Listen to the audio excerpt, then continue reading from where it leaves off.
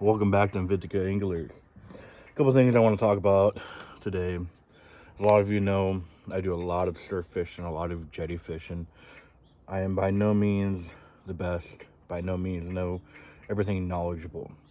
But there are some things to consider when you are jetty fishing and or surf fishing.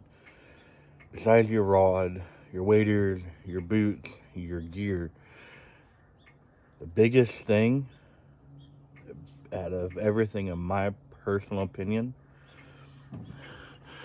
is the reel. I'm not saying this reel, my other reels, but cleaning it after you are done. Rods, for the most part, you don't have to worry about. Okay, the reel, that's going to be your biggest downfall. That's going to cause the most problems down the road. Okay, now this is my new combo I got. This is an Okuma SST. It's a 9.6, 20 to 50 pound, and 4 to 16 ounces. Yes, 4 to 16 ounces, supposedly.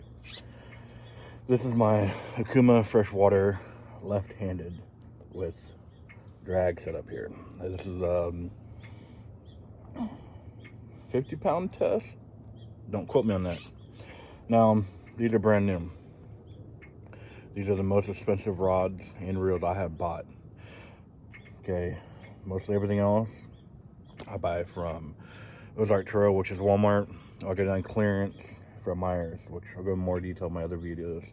The biggest thing is when you're done fishing the surf, I don't care who you are, you're always gonna have sand everywhere. Salt water gets in your line and goes inside your reel. That's gonna kill your reel. It's gonna eat it from the inside out. Now you can buy specialty made reels that are designed to fish the ocean. Okay, you can. They're really nice. They're made out of machined aluminum with titanium. They're from, some of them from Pure Fishing, which actually owns, I think, Shakespeare and Berkeley. I could be 100% wrong on that. I know they own Shakespeare though. The problem with that though is that you're looking at $2,000 for a reel, not including the rod, because obviously you're going to pair that rod with something that's significant. You know, commercial fishermen, you know, thing you want to do is when you get back home, or if you can do it there, you want to flush your reel out. If you can, pull some line, attach a weight to it, you know, maybe toss it in your yard, or run water through these. You know, spin it back up, pull back out, spin it back up, pull back out. Take them off if you want. Dunk them in water. Okay? I know I'm going to get a lot of comments going, well, that's not good for the reel. Yes and no. Salt water is going to tear it up compared to fresh water. After you're done, dry it out. If you're comfortable, you can open them up, dry everything out inside. Get all that taken care of. Okay? But always make sure that you clean your reel after you're done using it in salt water. It doesn't matter if it's a $100 reel. I think this one was $30. You know, $60. It doesn't matter what you use. Make sure you clean it. Like everything, you take your time. You make sure the salt gets everywhere. It's just there. And I'd rather you guys know that you cleaned what you needed to and you can use it again. I've had plenty of reels that I went out to cast because I left them in my truck, went out a month later and casted reeling in, and they broke. Looked it up, it's all rusted inside. Perfect example. Okay, wait, I think I got another one over here. No, okay. Perfect example is my mossy oak, you know, fishing equipment. I've got quite a few of their knives, same with Real Tree. You know, it gives a big variety. I always try to carry a variety of stuff, you know. Ozark Trail. But this is one of my fillet knives. Yes, I use it for everything else too. The problem with that though, see that? That's rusted. So, It's talking about cleaning your reels after you're done at the coast, either jetty, surf fishing, or you're crabbing. It's still a mixture of salt water and fresh water there, but still has salt water in it. Okay, I said the best thing to do is right now, my bucket here, I can literally just let this one sit. It's the right where it's going to get the line nice and wet, you know. But if you don't have a bucket big enough, or if you don't want to do it that way, what I'm going to do is take a line here, because almost all my bigger rods, because I do a lot of two-way rigs, drop shot, high-low rigs, so usually always have a swivel on them, you know, no weight in the back end, because my weights aren't there. I'm not trout fishing or doing something like that, so usually have one on here. So what I'll do, I'll take a line like this, and I'll fold it in half like this, bring it down a little bit more, fold it again. Alright, oh, what happened? There we go, guys, sorry about that. I'm still getting used to using cameras. So, what I normally do, I'll take a piece of line, one I already cut, or a smaller one, or just cut a new one. You know, it's really up to you how you do it, but this is how I do it. My dad showed me this back in the day when I was younger. So, what you do is you take your line, make a loop, and you pinch it together at the top, bringing the bottom loop together. So, two down here, and one up here, tag a line, top. Take your finger through, run a couple loops, take that, like this, pull it through. Now, we're not fishing, so we don't need to wet this or do anything like that. Go to the other side. Okay, do the same exact thing. Pull it like that, run a couple loops, pull it through. Make sure it's tight. Now, for purposes here, I'm going to tag lines off just in case they get snagged on my lovely grass leaves here.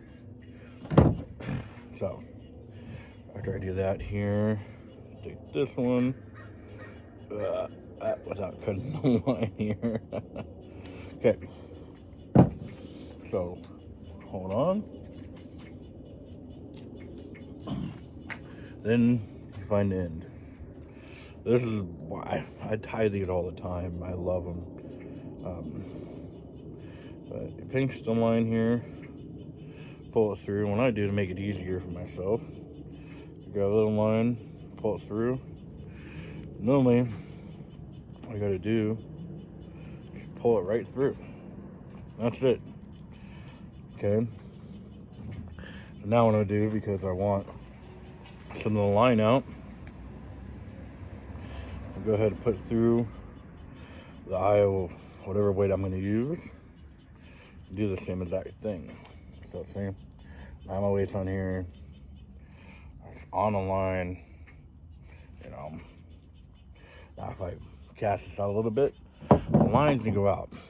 And now the whole entire reason why I'm doing this is so I can rinse the salt water off my line. Okay. So once you got everything tied here, as you can tell, it's tied. It's over here, connected to my line up here. This one here I've had soaking in the bucket. Okay. Now a lot of you may not want to use the bucket because you want your hands wet or whatever, but until water dripping down. But what I do then, I'm gonna take it out.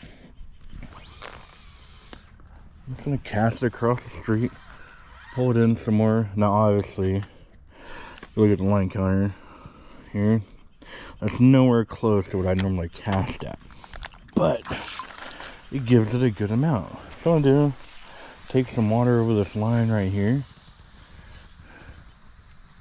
spray down the pole, get in there. Maybe get the back side of it here. You know, spray the line again. Now what I'm doing is I'm gonna reel in some. I get to another point, rinse off the line, reel in some more. rinse out the line here. Because I want to make sure that I'm getting all that. And if I do it correctly, I can keep reeling in with the hose right there and getting all that taken care of. Okay. So that's what I do. Now, what you can do too is you can take it again, recast it out. That time I went a little farther. Now, if I was at a park, I bring a bucket of water with me. You know, pour water over it, put it back in. So let's go ahead and reel this guy in.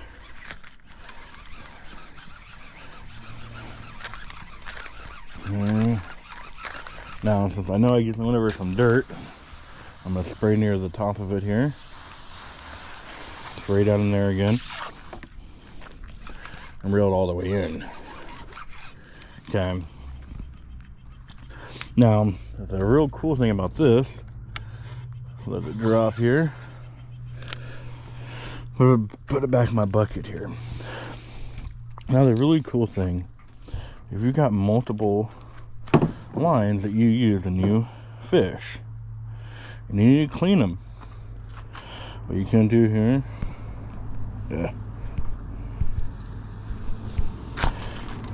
my hands weren't wet here. Take it like this. There we go.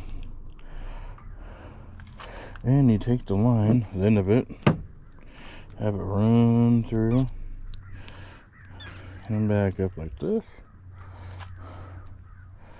Let it come down off your line, and pull it through.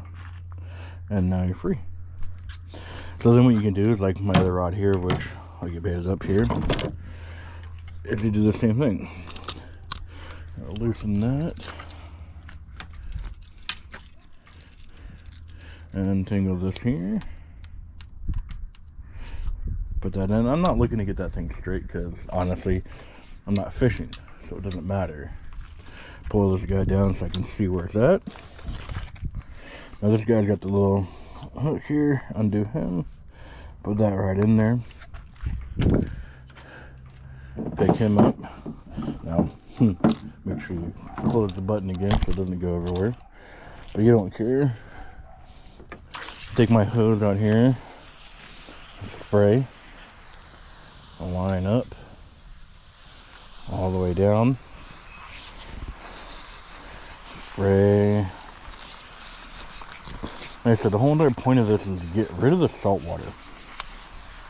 Okay, you don't want any salt water in your line. I'm gonna reel this guy up a little bit here. Now, put that water back in there.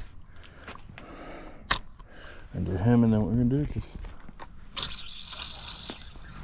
low cast out. Now, obviously, I know this is nowhere near what I cast these guys at, but with spraying the water directly on it or having it in the bucket, I'm hoping that it gets soaked in. And then when I reel these guys in here, keep the line up like this.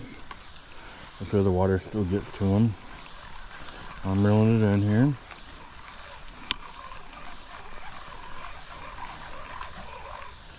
Okay. Now, let's say I'm done. I've rinsed them off.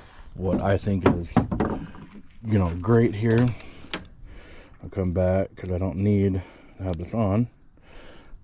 I'll unhook it and I'll put it somewhere. But this is what I do next. Stay down my rod here. Now, I've got a towel handy. Of course, I'll use it. I go around and I'll dab, you know, get some of the things, you know, dry it out the best I can, because there are mechanisms inside here, you know. But well, then all I'll do is I'll take out my handy dandy secret weapon right here, and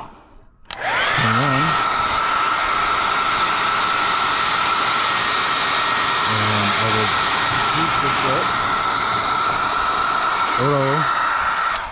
what I'll do is I'll use a shop vac and blow all this water out.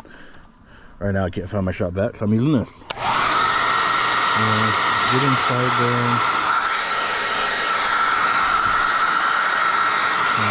Get some of the water out. Dry this up a little bit. Just to get it ready for your next fishing trip. You can run your hand across it, shoot your paint. But for me, I'd rather have this doused in fresh water than I would salt water. So that's how I take care of that. Okay.